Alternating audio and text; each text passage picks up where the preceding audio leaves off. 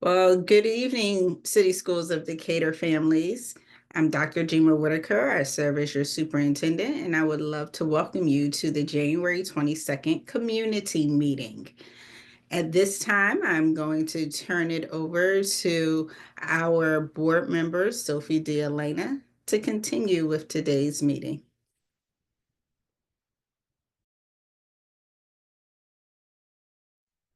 Eston, she might need some help unmuting herself.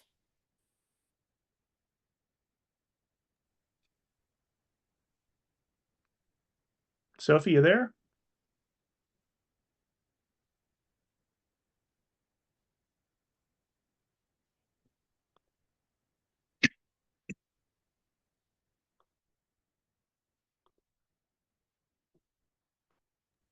She said her mic won't unmute in the chat.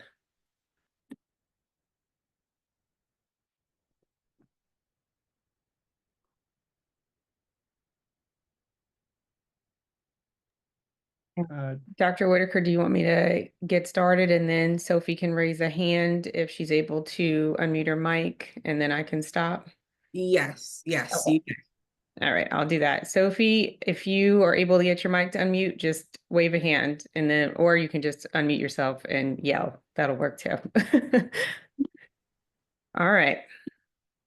I want to welcome everyone and thank you for joining us virtually tonight. My name is Dr. Carmen Sultan, and I'm the current chair of the City Schools of Decatur Board of Education. Before I share tonight's agenda, I want to ground us in our strategic accelerators. The Board of Education adopted the strategic plan in March of 2023 and identified these 4 critical strategic accelerators which guide our work. Student success in all areas, building and sustaining and engaging and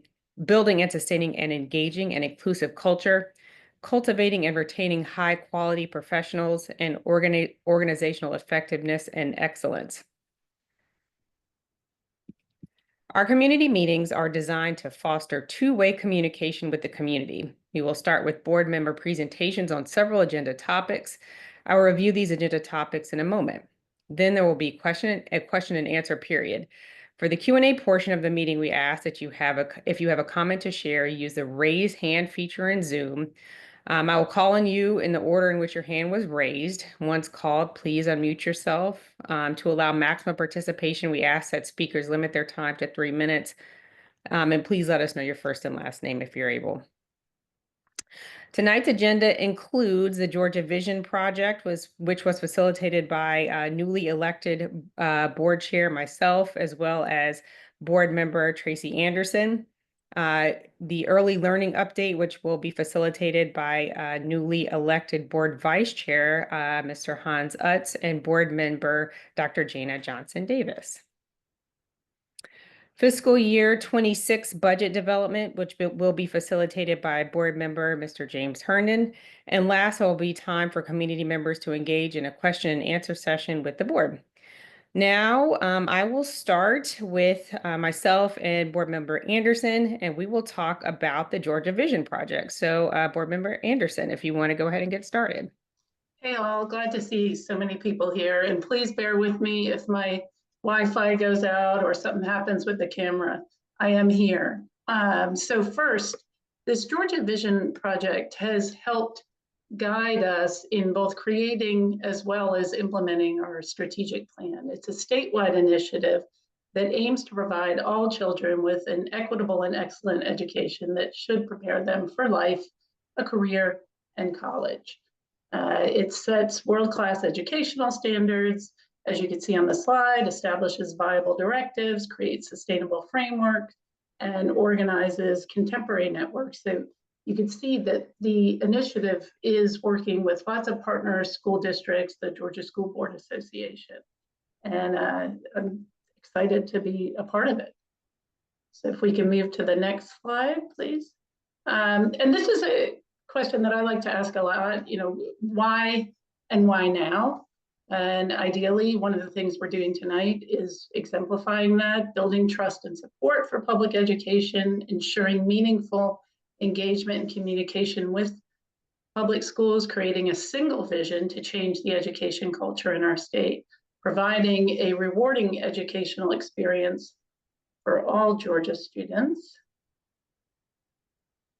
ensuring our students are competitive in a global economy, increasing significantly the high school graduation rate, ensuring appropriate curricula for a new generation of learners, making learning more rigorous, more relevant, and more real, and being more responsive to students' individual needs. The state believes this vision project is important and urgent for several reasons that I've outlined here, and it aims to set a bold standard for what public education across the state should aspire to be for all Georgia learners.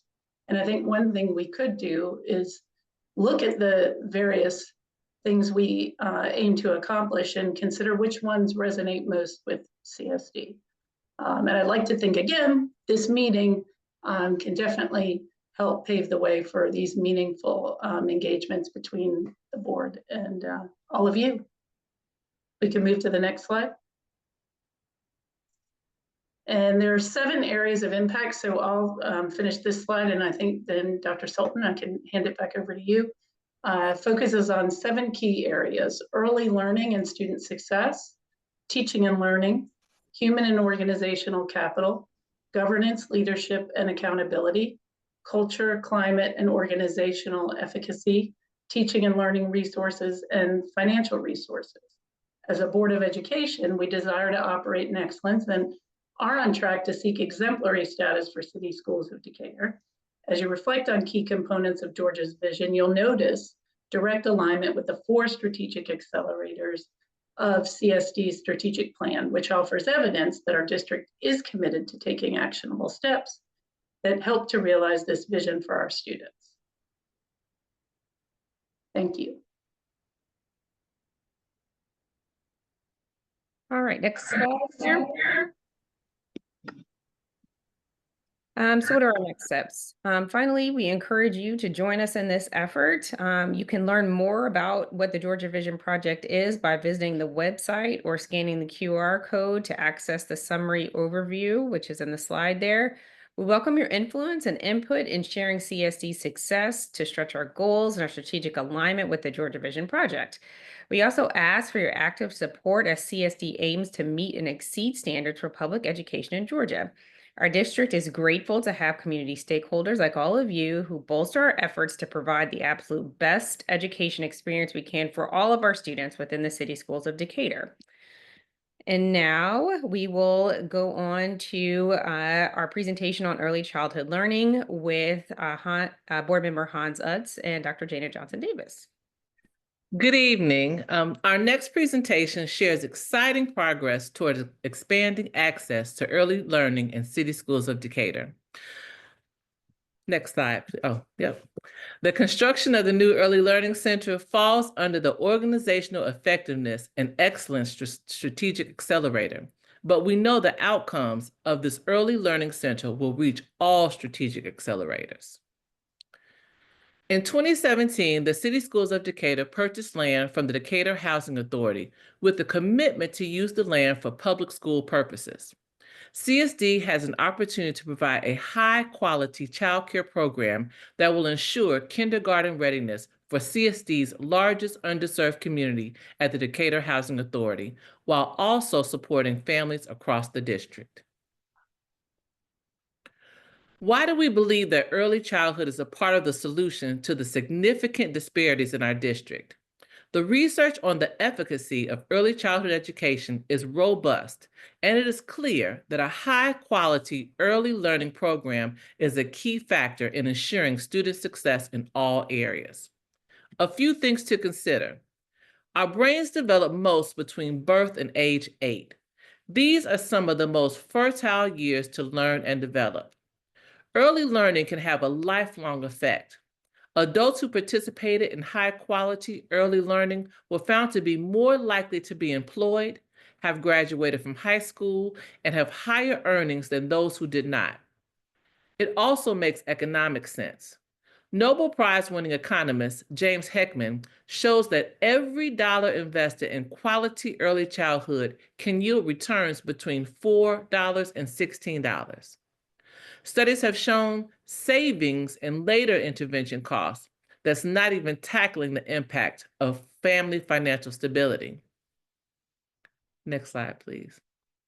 The disparity in our academic data is often shared, but I'd like you to consider some other data.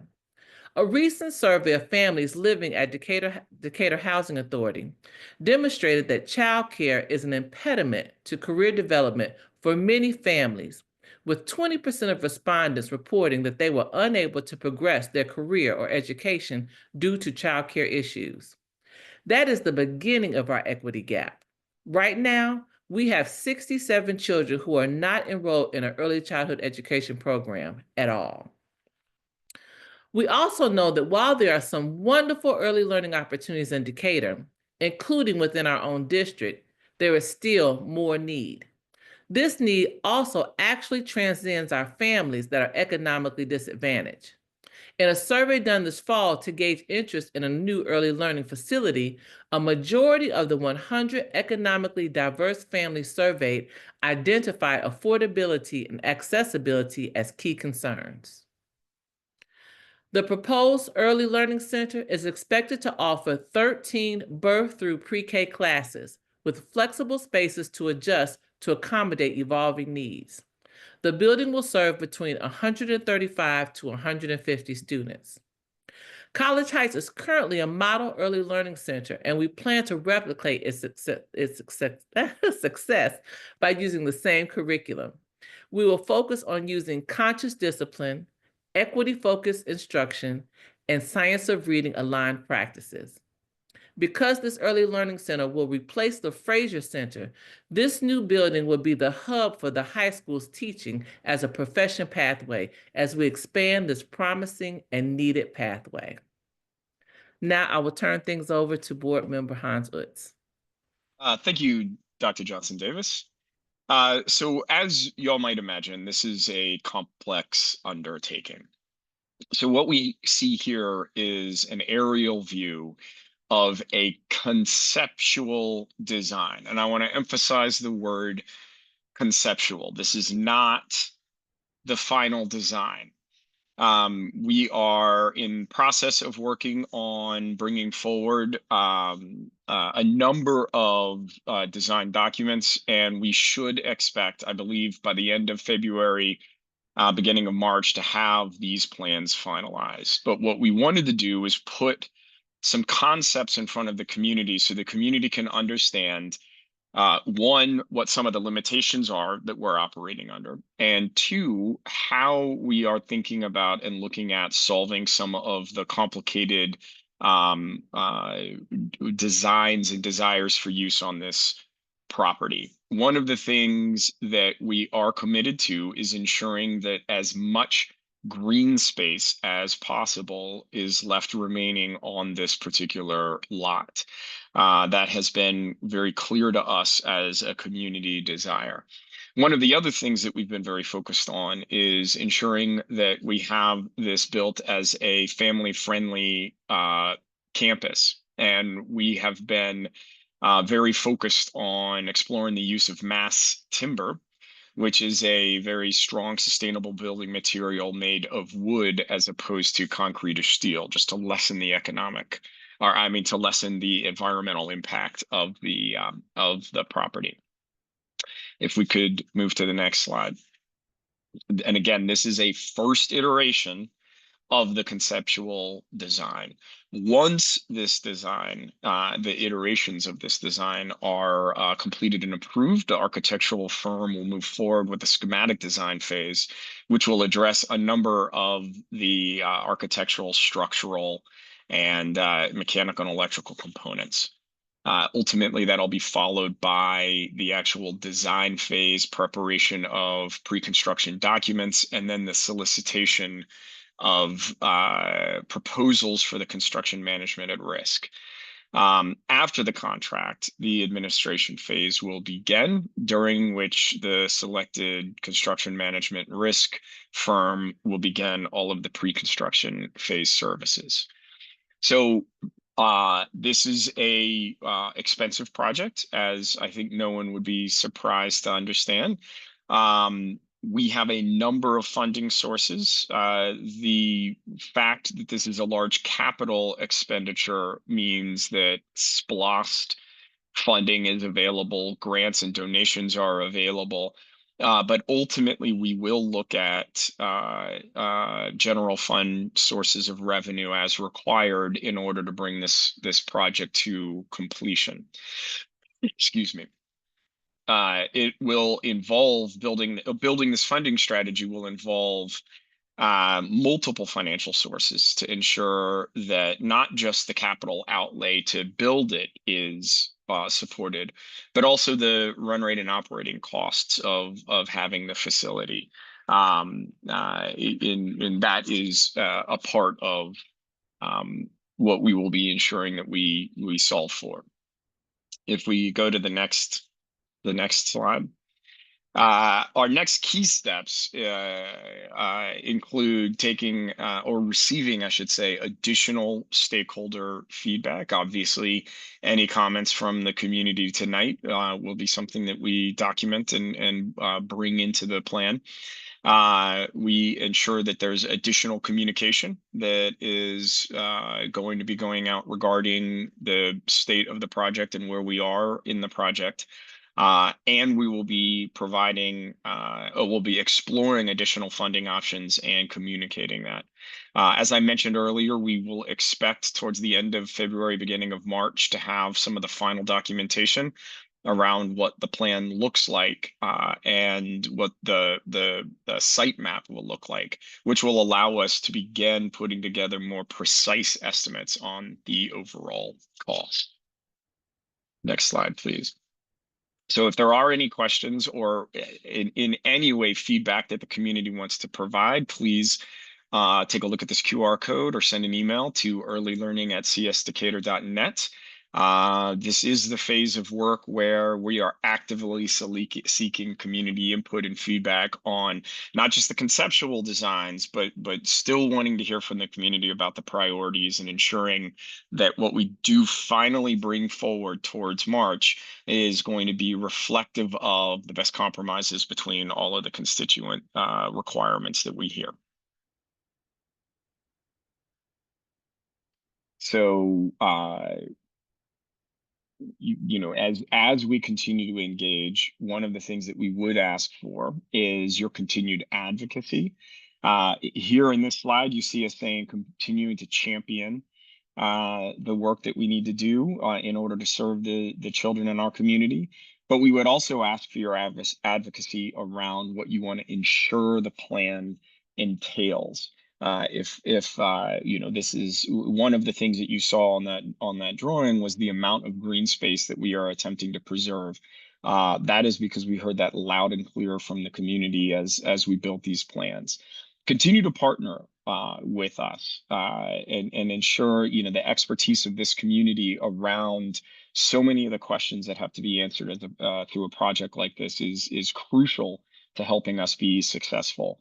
And then to the extent that you have contacts with donors or individuals who can support work like this to support early childhood education, please do share those with us and work with us to ensure that we can identify and source the funding for this project as much as possible outside of the tax-supported general fund.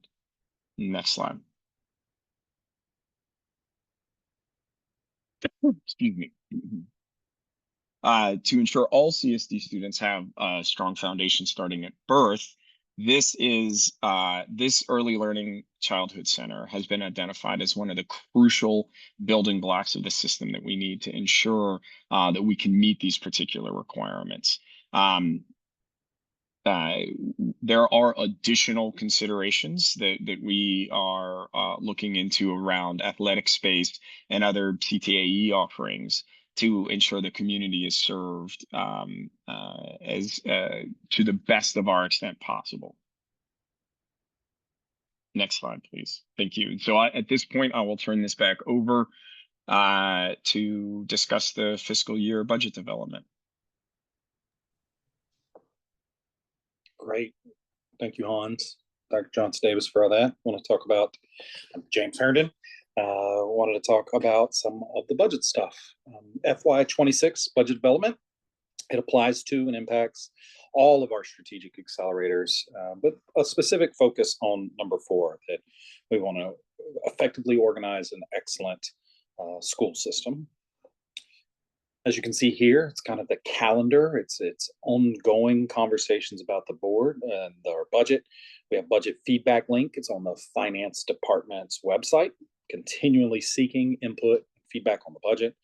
The FY26 budget development process began in September, and with the development of the budget timeline, the adoption of that timeline occurred in October, and the board has followed that and discussed various subjects, including the school allotment guideline, which lets the principals and the SLTs of the group determine how they're going to fund the positions at the school, and as well as establish the parameters and priorities.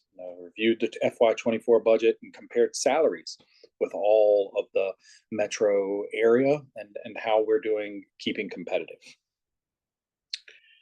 In December, the board looked at midterm budget amendments, adopted the school allotment guideline, and this month's board meeting, the board took a second look at compensation, and we were also presented with a clean audit for FY24, as well as the budget book that came out for the last calendar was given a rating of excellent for transparency and including all of the information that's out there for the public. We will continue to follow this budget timeline. We're tentatively scheduled to approve the FY26 budget on April 15th. Final approval, our goal is that May 13th school board meeting. You can see there with millage hearings in June if they're required, as well as the printing and availability of the budget book as we close out the fiscal year. So FY26 budget parameters and priorities. These are sort of the guidelines for building the budget and ensuring equitable allocations of funds based on the district's priorities. My use of equity there is a reference to making sure that it's fairly distributed amongst each of the schools, that it meets the priorities of the board, and that it's focused on equity initiatives themselves. The budget parameters and priorities are 1, under Strategic Accelerator 4, organizational effectiveness and excellence. We want to present a balanced budget where revenue is equal to or greater than expenditures. We're not deficit spending. Third, we want to seek alternative funding sources such as grants, rebates, tuition to come to Decatur. Those are gone over every month in the area of alternative funding sources. We want to maintain a fund balance. Per our policy, that fund balance should always lie between 4 and 15% of projected expenditures. We want to develop a revenue neutral budget that will not require any tax increases. It's a goal of the board. Develop and ensure that the budget is aligned with the district's 4 strategic accelerators that are our strategic plan. Invest in an ERP, an enterprise resource planning system that will help us financial and in terms of HR, manage the day-to-day business activities such as accounting, position control, payroll, procurement, accounts payable, and human resources. We want to ensure a transparent, modified, zero-based budgeting process. I've heard Dr. Whitaker say that many times. Essentially means that there was no floating $1,000 budget for this thing, and the person running the system knew that they had $1,000 to spend and wanted to make sure it got spent by the end of the year. Instead, each department, each project is zero-based. So they have to submit a justification for any operational request. And then finally, identifying opportunities for cost efficiencies and places where we can make the changes and become the system we want to be. Here you see that under Accelerator 3, cultivating and retaining high quality professionals, the FY26 draft budget parameters and priorities are maintaining a competitive structure for all employees. 2, funding state mandated increases for the health benefits. Told us we had to pay more for healthcare, but weren't going to give us any money to help us do that. 3rd, maximizing revenue from the QBE by carefully monitoring students' attendance and class sizes, accurately classifying students' programs and special needs, and just generally optimizing the way teacher assignments exist based on student needs in the buildings. Under Strategic Accelerator 2, building and sustaining an engaged and inclusive culture, For FY26, the parameters include supporting the launch of a comprehensive SEL framework to help cultivate skills and environments that advance all students' learning and their mental development. Invest in safety and security for all students and staff in our buildings, including putting the resources there.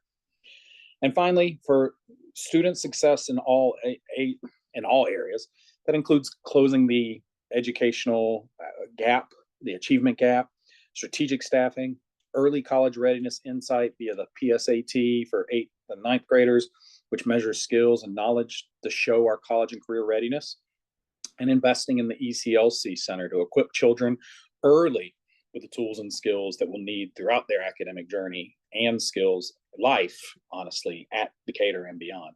The parameters and priorities are not presented or listed in any particular ranking or order, just sort of what we consider when we set the parameters for the budget.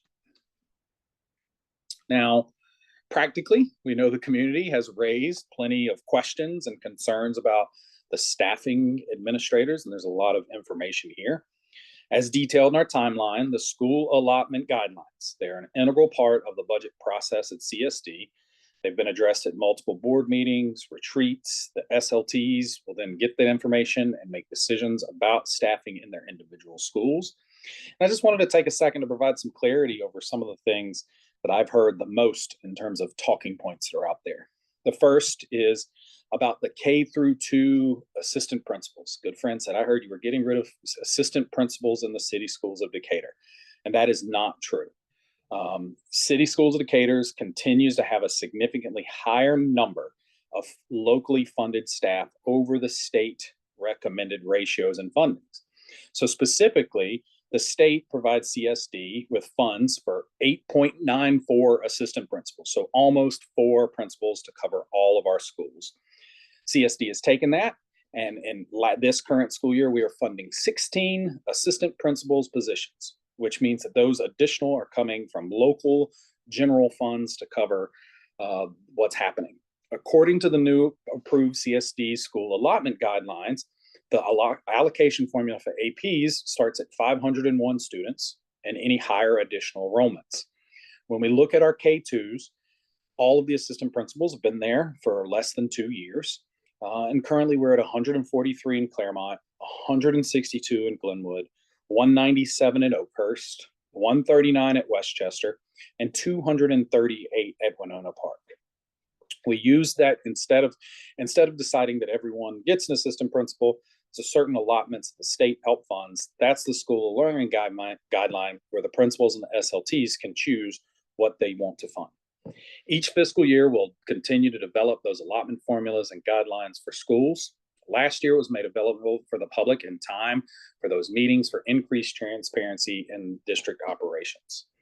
Following the outline of the parameters and the development of that budget, the enrollment for AP positions is an efficiency we had to look at. This year, the SAG was discussed as the October board meetings, was mentioned in the November and December, and as part of our ongoing FY 2026 board discussion. Another talking point we've heard about is the disproportionality in supporting equitable outcomes. I want to make it very clear and share that CSD is not under any sort of investigation by the Georgia Department of Education. CSD did receive targeted support from the Georgia DOE because we have been in significant disproportionality status in special education for 7 years now. In the 23-24 school year, the Georgia DOE, FTE, and student data revealed a troubling trend. For nearly a decade, there's been a disproportionate identification of our Black students for special education, particularly in the categories of learning disabilities. This means that a higher proportion of Black students in CSD are placed in specific special education compared to other racial or ethnic groups. The DOE has conducted a site visit to conduct an in-depth root cause analysis and are awaiting feedback on how we can target support we will receive. This work needs to be done. We are all in on Decatur to make sure that we are equitable and treated equally. The All in Decatur strategic plan calls for equity to be interwoven in everything we do. It's part of our commitment to equity. Another talking point that I've heard is, well, I see all these new people that have been hired at the central office. We went over in our previous meeting that there are fewer people currently working central office, less money being spent on those people than there were when Dr. Whitaker was hired and brought on board. One of the things that happens, particularly in school systems, is when you let someone go and you see a new face replacing them, we often don't remember that the new person is replacing them. We just see a new face and we get worried. The zero-based budgeting, however, means that we are able to have those justified as part of the discussion.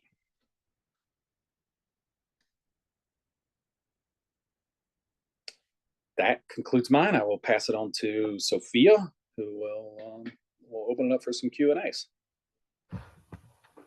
Yes, I got my microphone to work, so we're good to go. So for this question and answer period, just press the raise hand button and I will call on the attendee in the order in which the hands are raised.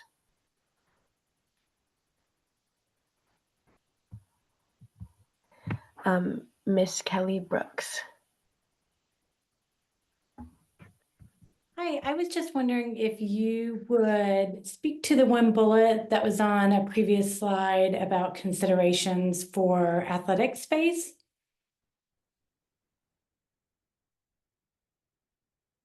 I'm happy to address that. It's Dr. Whitaker's intention, once we are able to move the Fraser Center, once we're able to integrate the Fraser Center into the Early Childhood Learning Center, that would allow that Fraser Center space to possibly be used as additional athletic space.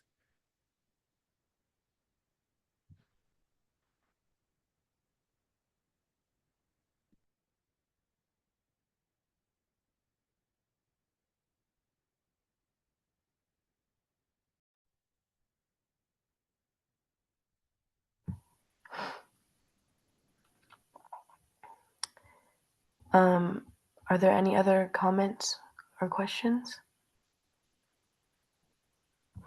Dr. Whitaker, can I ask, just so it's publicly asked, if a member of the community or a group of the community want more athletic space to be included in planning or part of, what would be the best way for them to go about, and I think we've already answered this question, but I just want to be clear, what would be the best way about going back to letting that desire be known?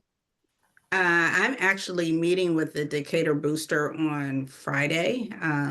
It was a meeting that was requested, and so if anyone, and I would assume that's when I will find out officially what it would be, but I am eager and able to meet with the booster so that we can talk about athletic space and as far as anything else they would want to discuss.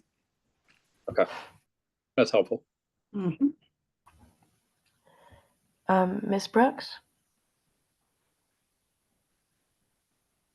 I was just wondering, for the Fraser Center, does that mean the Fraser Center would have to be reconfigured to accommodate some of that athletic space, like a auxiliary gym perhaps?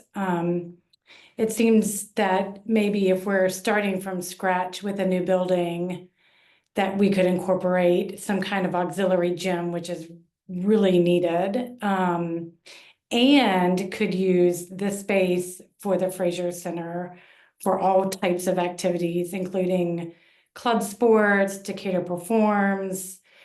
I think it would be great with the location of the ECLC to incorporate other needs that also, that could also serve the students of the ECLC as well as the high school and the middle school.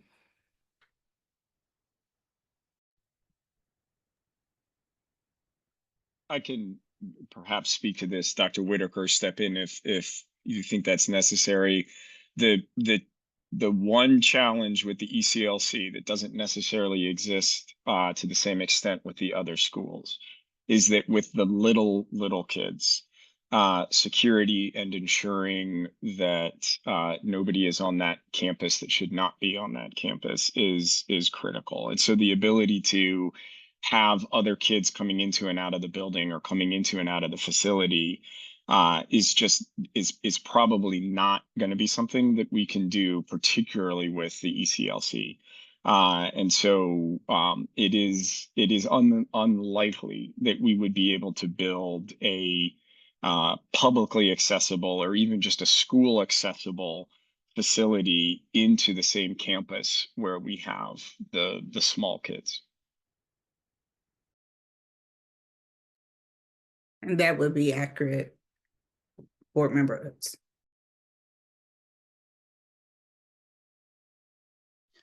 Sorry, can I ask a question then? I may be confused, but the Fraser Center that is currently serving young children is based at the high school, right? So Yes. I'm not sure how answerable this is, but is there something about the Fraser Center and its proximity to high school older kids that would be different from ECLC?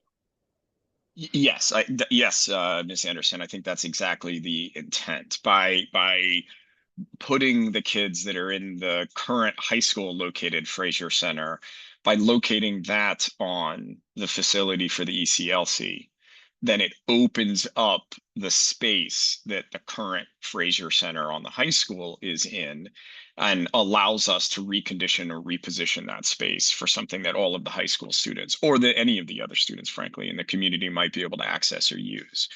And so it is accomplishing that. It's just I wanted to address the specifics of the community member's question, who is asking whether or not we can build additional space within the new constructed ECLC to allow for similar things like that, which we would not be able to do.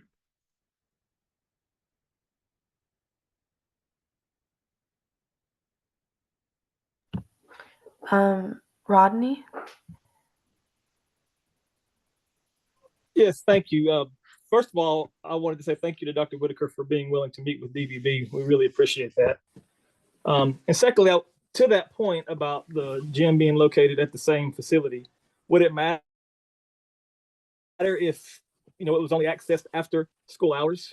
Because what we're running into with athletics is that it's really hard to do well with what we have, and it's very difficult to grow athletics and other clubs and extracurricular activities at the middle school and high school just because of the space requirements. There's kids in the halls, there's kids kind of everywhere just to meet the standards that they have now. And there's more kids wanting to join these things, and it's just making it really difficult. So having the space close by, even if it's after hours, would be really helpful. So that's kind of why that's coming up. And if it's possible to kind of split the day in two, that would be a good thing.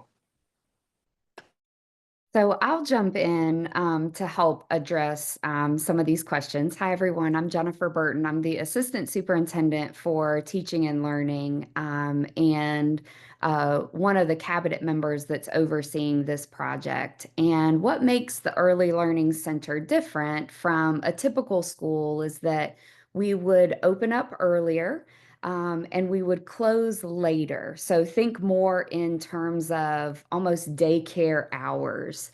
So it really is a stretch for the whole day versus kind of what you would see at an elementary school.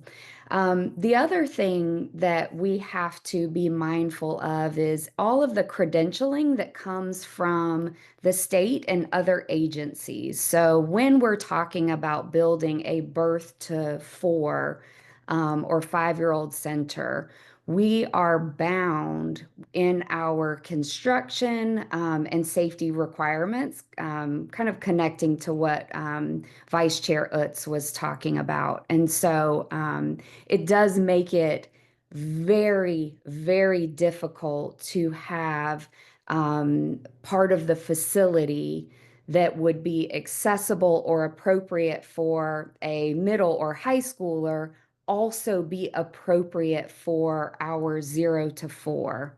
And so that really is a barrier. But as to what was shared earlier is that we do know that because the Fraser Center is moving and would be vacated, there is a possibility for the high school and the district expanding and using that space for a variety of things, one of which could be athletics. There are many needs we know that our district is looking to fill. And so we will be fortunate that we have that space. And when that becomes available, that we want to work with our community and all departments to see what needs we need to fill.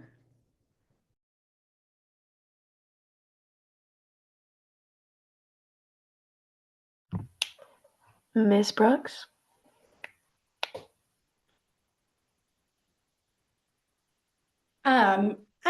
I have a question, just about to that point, the, like reconfiguring the costs associated with reconfiguring a space like the Fraser Center for Our Needs. It seems like, I mean, according to the slide before, it says it was, you know, upwards of 22 million for this new facility.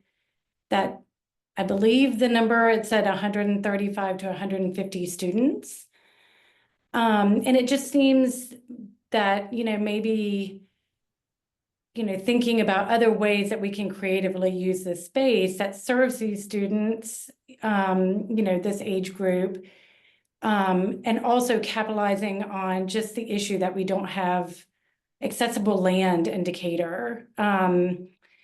And, you know, thinking creatively, how can we creatively problem solve for the, you know, the security where, you know, students don't have access to other parts of the building, but there is its own separate entrance, perhaps on the basement floor, or just other ways that we can think creatively to kind of also improve the ROI on this building too, where it serves, you know, more than just 150 students.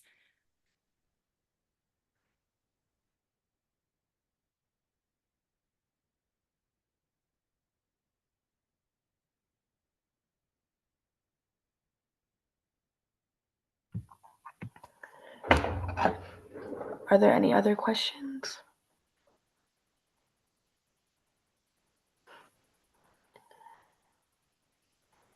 Esten, do you see any other hands raised? Sometimes Sophie and I can't see everybody.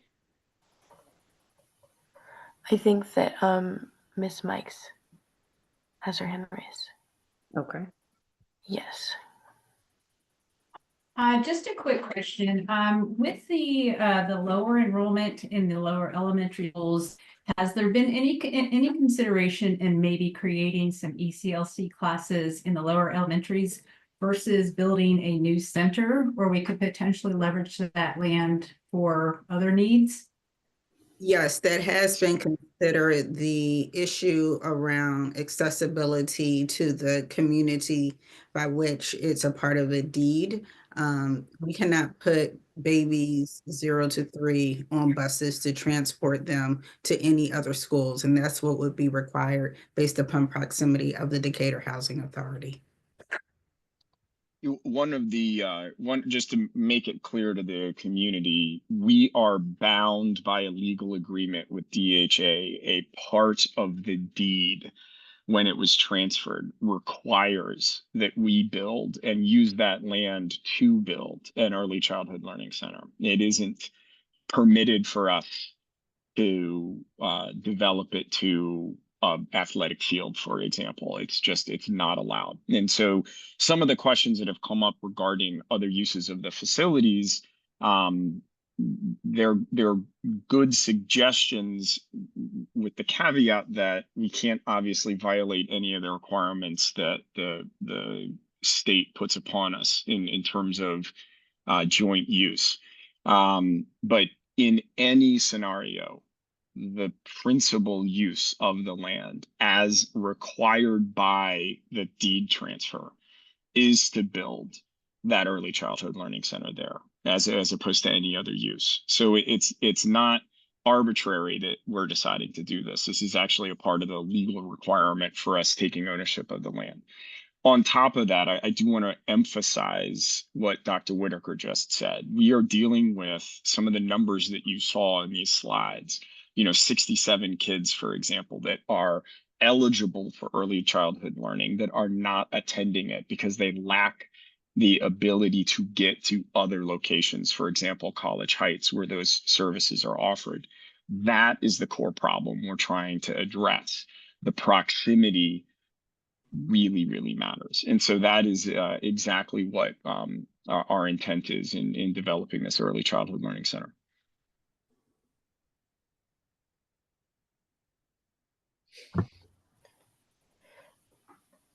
Ms. Gervin? Hi, can you hear me? Yes, we can hear you. Okay, thanks. I'm wondering, just to the point that Vice Chair has just made, was the Fraser Center at any point an option for parents at the Decatur Housing Authority in terms of enrolling their children there? Because it seems like if that proximity didn't work for them, then I'm not sure how the new one will work either.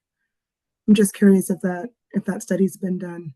No, actually, there's a wait list actually at the Fraser Center as well, and the Fraser Center currently serves our staff.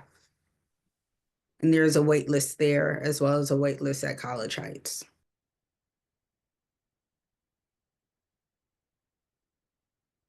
To that point, though, it's a great question. One of the things that we're very clear on resolving is ensuring that of the space that is being set aside in the Early Childhood Learning Center, that the students from DHA will have access to that we are not trying to set up a new facility that then also ends up on a wait list and the same 67 kids literally right next door are shut out. We are going to be making sure those seats and those spaces are reserved for the kids that are needing it.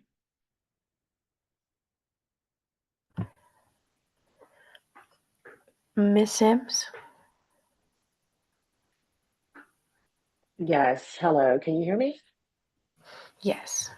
Okay, so I'm so glad you spoke to the point about priority, making sure those children have priority, because I know there is an extensive wait list. My other question is about affordability.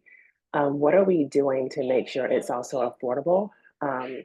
We were at College Heights for quite a few years, and every year the costs went up significantly. And so I'm just curious what we're doing to make sure it's affordable to the people who need it most. I can jump in. Jennifer. So we are looking at a 1/3, 1/3, 1/3 model. So a third of our students at the new Early Learning Center would be at no cost, so a scholarship. 1/3 would be at a reduced rate, and then our last third would be at full pay.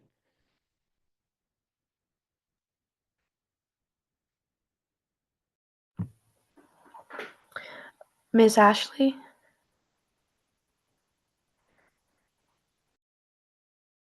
I am Ashley Long. I'm a teacher at Tally, and as well as a parent at the Fraser Center, and soon to be a parent to two at the Fraser Center.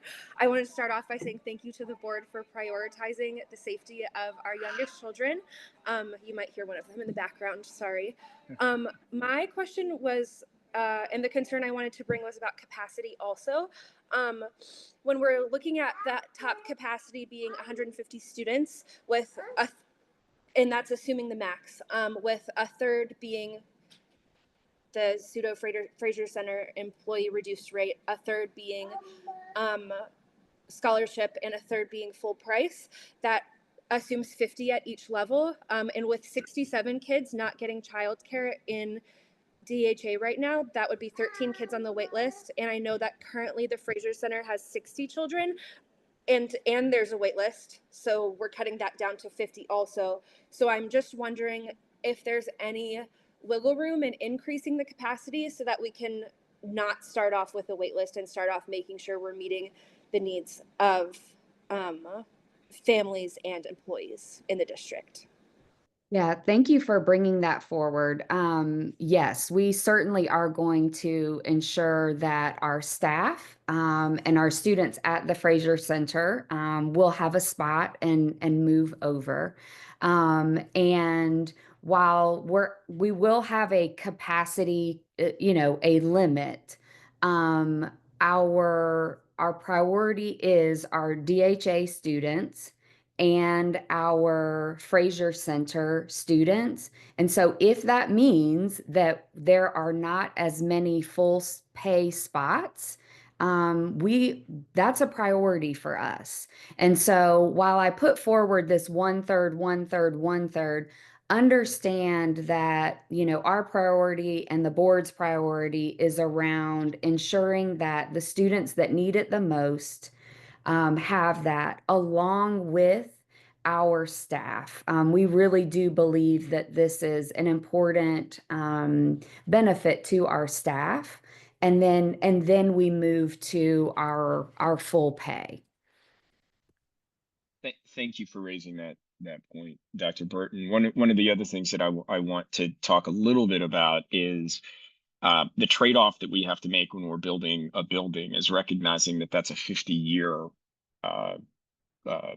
building, right? It's there for the long term. And anybody that has tracked enrollment numbers in Decatur knows that we are flat or slightly down in terms of enrollment. And so I think that there is the avenue to flex on that third that you just heard from Dr. Burton to ensure that the folks, to ensure that our current employees, as well as the students that, or the potential students that needed the most out of DHA, have access, even if that means lessening the number of full paid students. I also think it means that within several years, and not many, like 5, we're going to start seeing enrollment numbers at a place where the capacity in that building is going to be the right capacity for everyone that needs a spot. And so just keeping that in mind as well, we are looking at what 5, 10, and 15-year projections on enrollment look like within the district.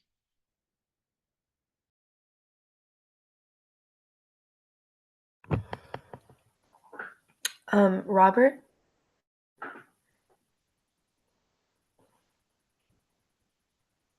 Hi, yeah, I was just curious if a third of the positions are fully funded, at $2,000 a month, that's about $1.2 million a year. That's going to have to be funded from somewhere. And I know Hans mentioned that we want to have sort of the operating and ongoing expenses figured out before we start building anything. So I was wondering, where is that money going to come from? And is that going to come from the general funds or an outside source? We are looking at a true braided approach. And by braided approach, it would be things such as general fund, such as philanthropy, such as the state. There are multiple funding sources that would need to be put into place. And that is what we are thinking about, and we'll come back to the board actually on a quarterly basis to provide an update on where we are. Correct me if I'm wrong, Dr. Whitaker. Was it maybe it was October, but there was a board meeting in the fall where a number of experts in this space and individuals who are, the executive directors, for example, of foundations that fund work like this, came and presented to us and talked about what some of the funding opportunities are and what the what the approach is to ensure that we're able to receive not tax dollars out of the general fund to fund this. Can you speak a minute to that? Yes, I can speak to that, and as well as Jennifer, she can speak as well. And we did have members of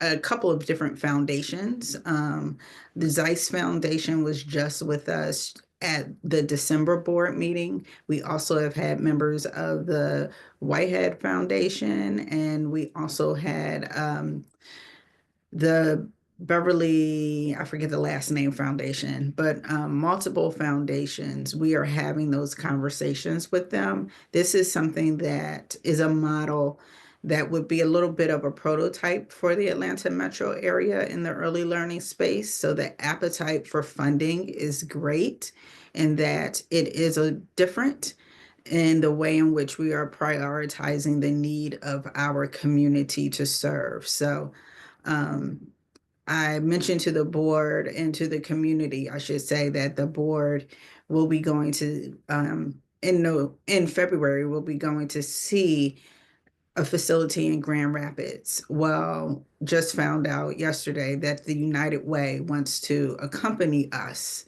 on that journey because they are looking to talk about and help us bring this to a reality for Decatur.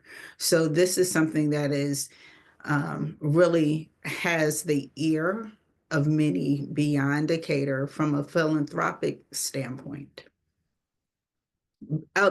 Fitzgerald, Betty Fitzgerald. I believe it's Fitzgerald's the last name. I was like, it's going to come to me, but yeah.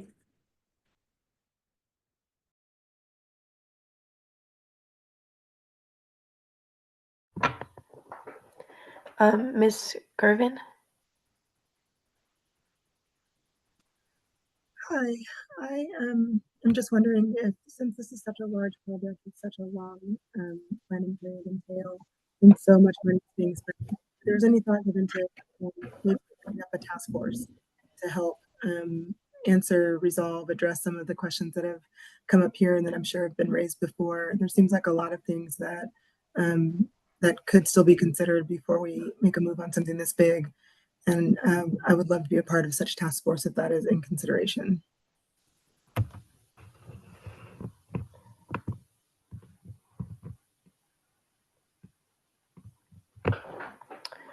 Ms. Jackson? Sophie, could I jump in really quick? Ms. Gervin, I will definitely make note of your name and would love to get your contact information. So we are doing focus groups and have many more opportunities for collaboration. And so anyone that would like to be more involved in this process, please email the email address that was up before. I believe it's earlylearning@csdecatur.net. Because we want to continue this. This is an open process. And we'll also be having more community meetings with our architects. But would love to really, if you're really passionate about it, I want to make sure that I get your information and get that captured.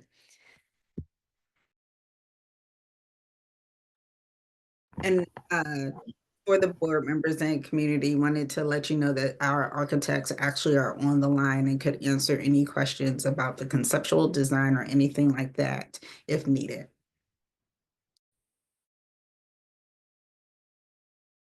And just for context, Jennifer, we did have some focus groups in the past, right? Where we looked at, there were some, I think you tapped some community leaders, some, there were some parent groups. So it might be, you could add to some existing kind of groups along, but we did kind of look to folks for some insight. Yeah, absolutely. We've had the path sessions where we had, 2 or 3 sessions there where we really got to envision and dream about what this design could look like. We have had focus groups. We've done surveys as well. And Dr. Whitaker had a listening session, and early learning was a focus there. But it doesn't end.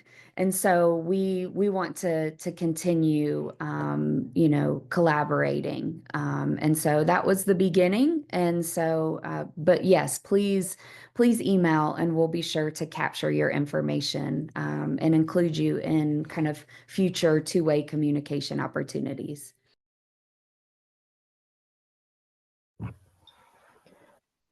Ms. Jackson? Hi, how are you? Um, my name is Quenisha.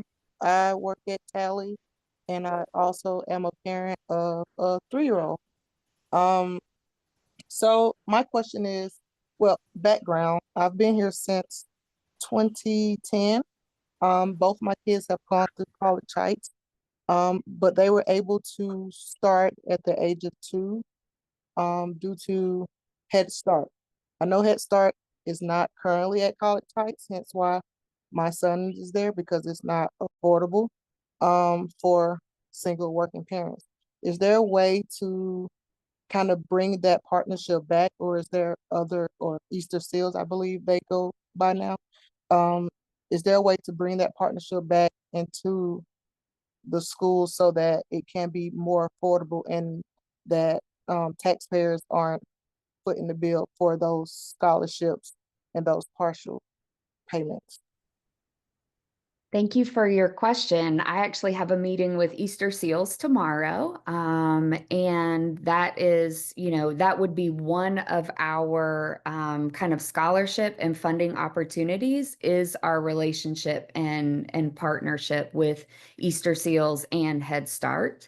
And so that is a priority that we're looking at. Head Start does have very specific requirements around programming and building design as well. And so we want to make sure that any building that we design, that we stay in line with any kind of requirements, and that would leave us open to that partnership with Easter Seals and Head Start. And also, I want to couple that with Head Start funding is something that really does change oftentimes based upon the national perspective. So that's just something I also want to bring to mind so that people are aware. Sometimes funding is cut at a national level that ultimately impacts us at a state and local level. Yeah, Miss Jackson, thanks for the question and all you do for our kids. As a board, we often will ask questions and get them answered before the rest of the conversation has. So that meeting where Dr. Whitaker put 4 or 5 funding sources, both national and state, and then also had a conversation with our state representatives. But there's a lot of appetite for funding this stuff and as a board, we said, listen, if we're going to do this and we're going to say we're solving it, let's make sure that we do set aside a number of seats, review quarterly. Is that sufficient? I mean, if we build, to someone else's previous question, 150 person seat, and we've got 70 kids who need and qualify for free stuff, the board would not sit there and say, oh, well, to 20, I think we have a superintendent in place in a school that said we would go out there to find the funding sources to make sure that happens, because the whole point of the center is, to help make sure children are ready to learn when they enter kindergarten. If we're not doing that, that's defeats the purpose.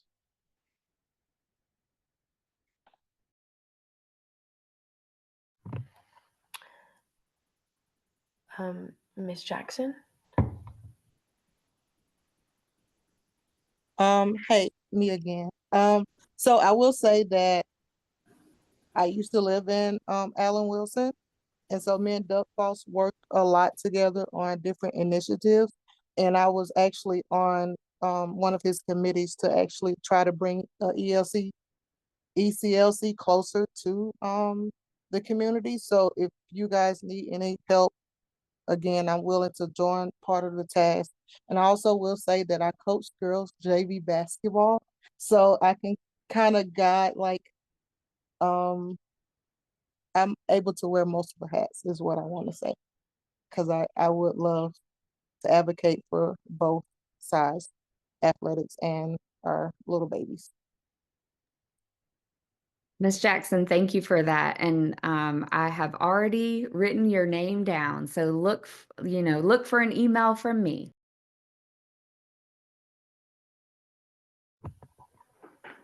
It doesn't look like there are any more hands up, but if anyone else has any questions. I have 2 things I'd like to talk about. One is a question regarding building the conceptual design. This might be more for the architects, and how you build knowing the children grow. But before we get there, I think this is for Dr. Whitaker and my fellow board members. I'm hearing a lot of people ask about planning in addition to planning for the Early Child Learning Center. And I know that we're talking about taking students who are currently being served at the Fraser Center and moving them to the Early Child Learning Center. And I was looking back at our ECLC timeline. So for example, I think in March, we're supposed to be starting the development of the design. So I wonder if there's an opportunity then to build in how those future considerations of the Fraser Center are actually being planned. Because what I'm hearing is we're building the Early Child Learning Center, but we're also then building an opportunity for a new space. So that's just kind of throwing that out there. And then for the question for the architects, I think I asked this at our city meeting, you know, as a teacher who taught for many years before Chromebooks, and then going into a classroom where now you have heaps of Chromebooks that need to be plugged in. That's like an easy adjustment. I am curious how we're building this in a way that recognizes the possible need for adaptability if the younger children grow and then we're serving older younger children, or, you know, I don't know how we even determine that we will have a consistent flow of babies for the next 10, 20 years, et cetera. So how do you build it in a way that it may grow with the children as they age or the children's needs? So part of that I can answer that the design of the building has to be able to accommodate all of the ages of the children that are going to be in that building at one time. In other words, it's not going to be just babies that start and then they grow in.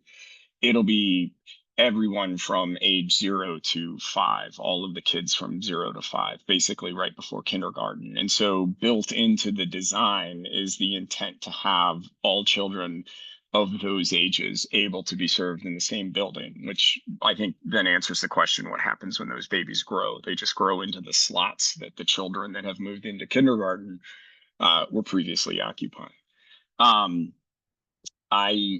So just want to take a second to make sure that answered the question you have about the growing in. Can you repeat the other portion of the question? I got a tiny bit lost in the beginning of it. Well, so you're talking about the Fraser Center and building kind of that use into the timeline with the ECLC, or the conceptual design of the ECLC? Well, the Fraser Center is going to be a part of the ECLC. So the Fraser Center as it exists now is moving off the high school. And the new building that is being built in the space is going to have all the children from 0 to 5. So what exists as the current Fraser Center all the way through. That part I understand. And so I'm hearing a lot of people ask about athletic space as one. And so I wondered, as we're looking at a timeline that is mapping out the specific actions for the building of the ECLC, will we be giving a timeline that is also examining how the space that was housing the Fraser Center children that are now going to the ECLC is being planned and used? I certainly think that's the intent. I don't want to speak for the administration on this one, but I think those comments that were in the slide saying that we will be putting forward a plan around what the what the Fraser Center, current space of the Fraser Center could be used as. I do believe that, Dr. Whitaker. Yes, that is the case. So my first conversation will be with the booster on Friday, but then also want to just make the community aware there's also a lot of conversation in our state around our high demand career fields. And that too is a part of our strategic plan and strategic accelerators. So there are a lot of priorities for a school system that is locked in by land. And so the first step on this strategic plan is to get this part going. And also, I know board member, you did ask me, I think at one time about, do you think we would have to go for a bond for this new ECLC? Well, if we are going to add in multiple activities and activities such as buildings, it is a possibility. And so that's where it would need to be comprehensive, and it would actually align once again with an election cycle. And so those are the things that we are working towards. And just so we're clear for the community, we are not saying we are going to do a bond. We are saying that we're at the very first phases of beginning to explore what the options are. And capital financing, debt financing would be one of those options that would obviously be evaluated. Yes.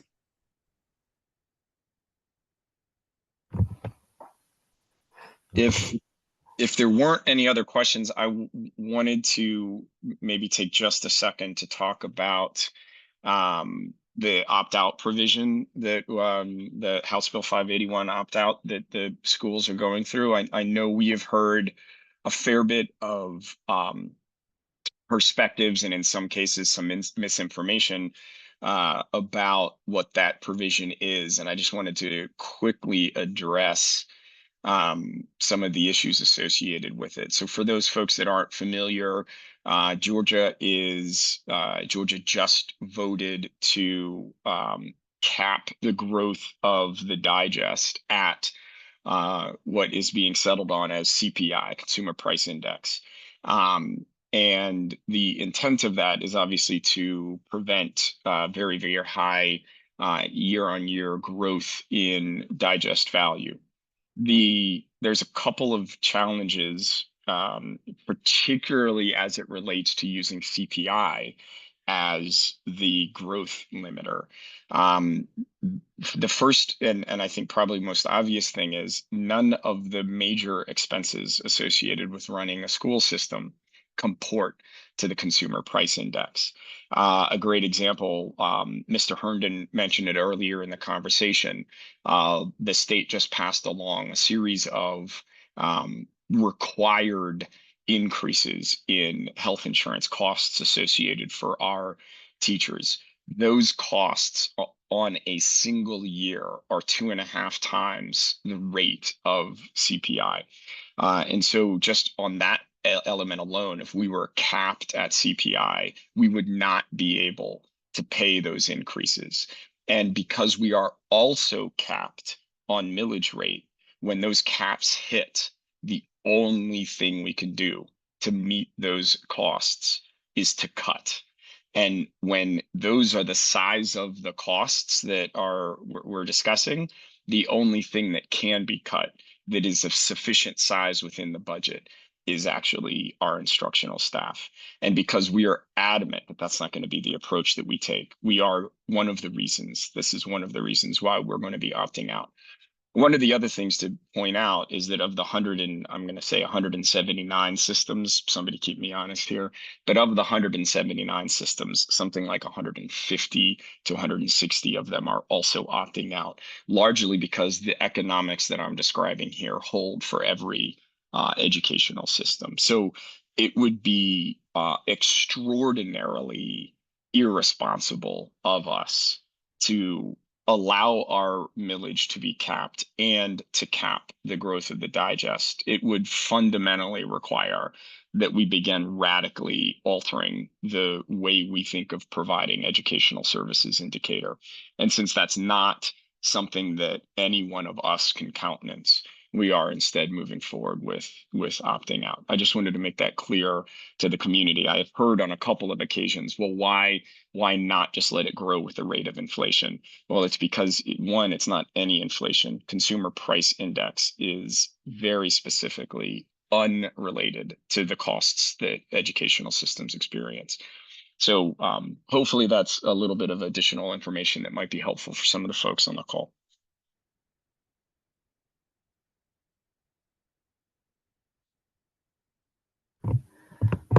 Are there any last comments or questions?